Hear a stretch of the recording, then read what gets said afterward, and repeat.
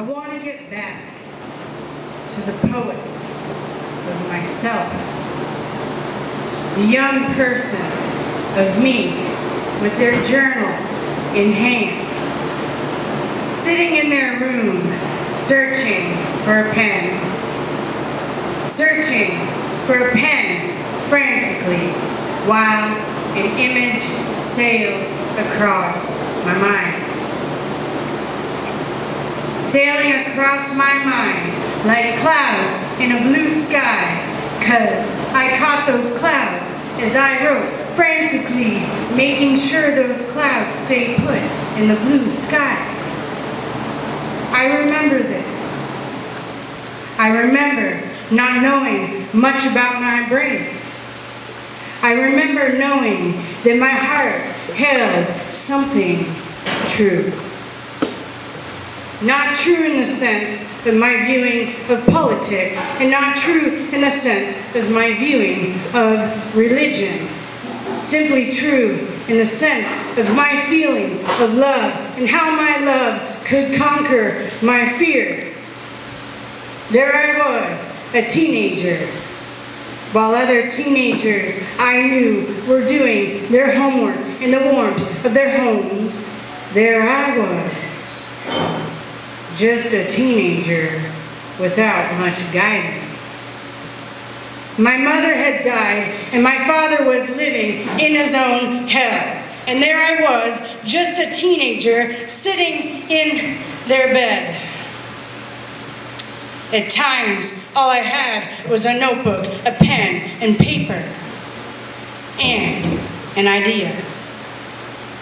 I knew back then that when all my drama was exhausted, I had my notebook and my pen.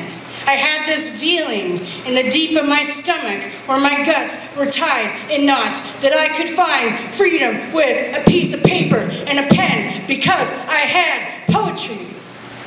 I remember loving rhymes. I remember loving images caught on film with little quotes that I created.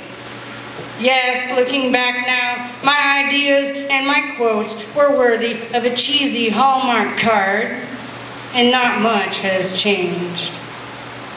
Not much has changed, for I still write poems of hope, faith, and love.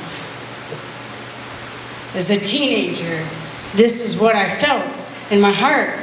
As a grown, mature person, this is what I feel in my heart. Hope, faith, and love. The rhymes are not important any longer. I have realized that when my poems are spoken aloud, the rhythms are that of my heartbeat. The tones are that of my voice, rising and falling. Sentences becoming louder or softer. Like the rise and the fall of an ocean's wave, lifting and crashing. Like the different sounds of thunder and rain, I speak my love, my fear, and my hope like a dream. For that is what poetry means for me.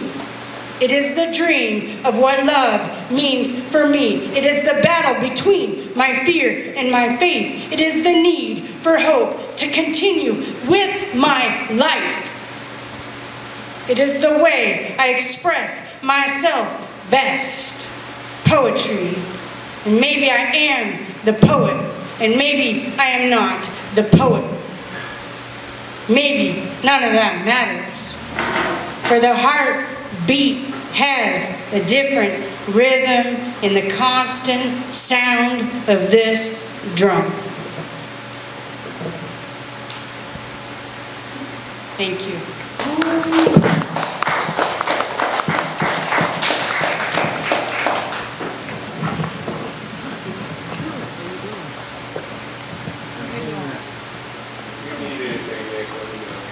Thank you, Rick.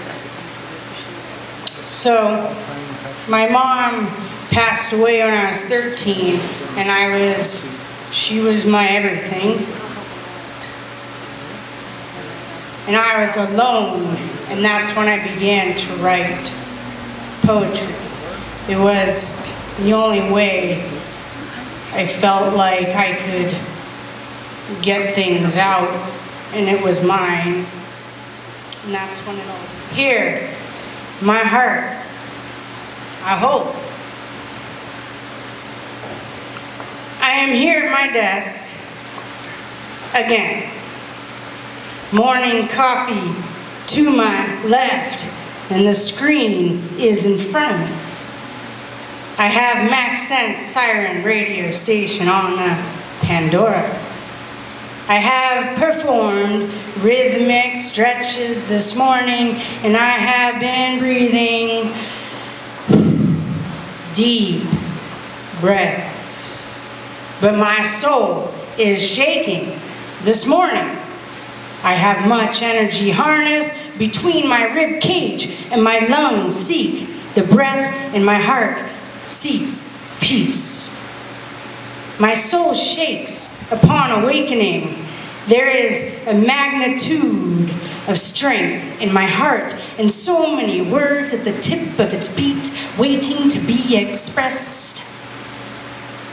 I express and convey my truest of heart in a written word, in words that are spoken and told, in words that walk along the path of a song, in words, in words, in words. And the stronger my body becomes, the stronger my heart becomes, the clearer my mind becomes. I have decided that my brain is close to useless, and it is my mind that is important. What is the difference between my brain and my mind? I ask myself, and the difference is this. My brain is where my ego lives, and my ego is vulnerable like the pin needle calculating little earthquakes along my foundation. My ego rises and falls within the parameters of my self-esteem. My overdriven ego seeks sarcasm and defense, judgment and careless actions. And my underdriven ego seeks validation, approval, attention, and a pity party. My brain confuses thought with feelings. My brain believes what the world is saying who I am. And my mind tells me who I truly am, communicated to me by my heart. My brain is useful for appointment making and quick logical scaling. It is good for recognizing when a bill is due, when the floor needs to be swept, and checking to see if I turned off the stove. My mind, though, is useful for depicting thoughts into imagery, and useful for connecting words as they are being verbalized by my heart and soul, useful for knowing when it is just time to rest. My mind develops my heart's camera roll, showing me pictures of my past. Pictures of loved ones developed in the dark room of my silence.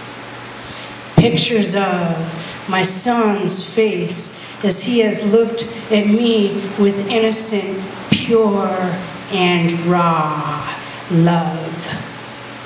Pictures of my kindergarten teacher drawing on the chalkboard the lessons I was learning. Pictures of my childhood friends singing on a ledge there in the 5th grade. Pictures of my mother holding my hand as I was falling asleep. And pictures of me holding my mother's hand as she was dying. It's not goodbye, Mom. I will see you later on. My mind is fed with clarity.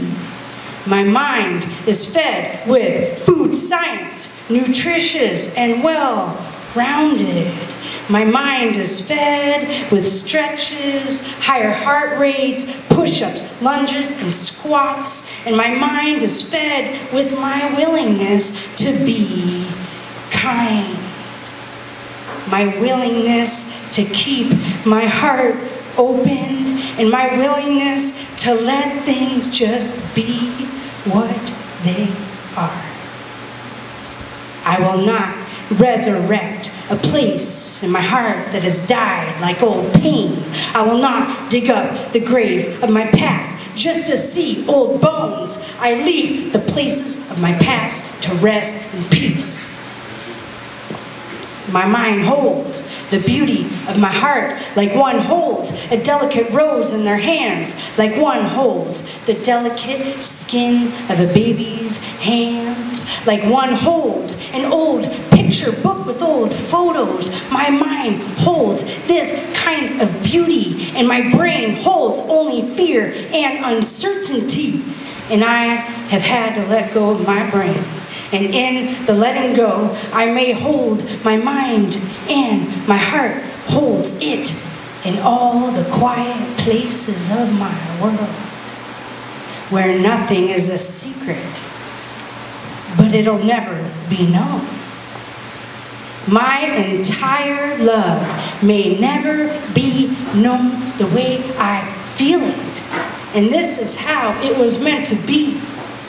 My heart is exploding over here, and you may pick up its pieces in your own path. I have been down many of roads. I've gathered my heart along the way. So here, my heart I hold.